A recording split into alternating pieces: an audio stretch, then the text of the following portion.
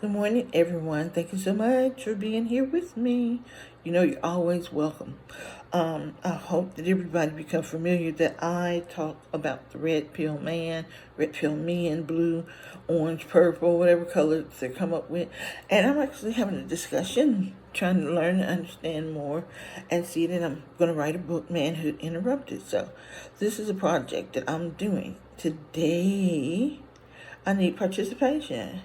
And what I need is a red pill man roll call. How many of you out there is it in the manoscape?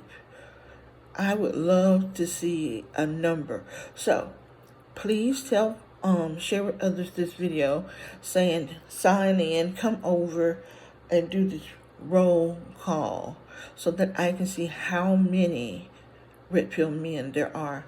And also in that roll call, I would like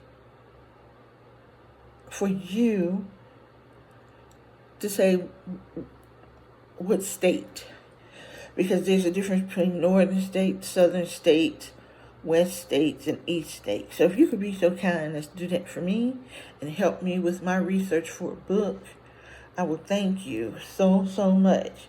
Like I say, please, when you see something that I posted you like, comment, share, and subscribe. All right, have a beautiful day.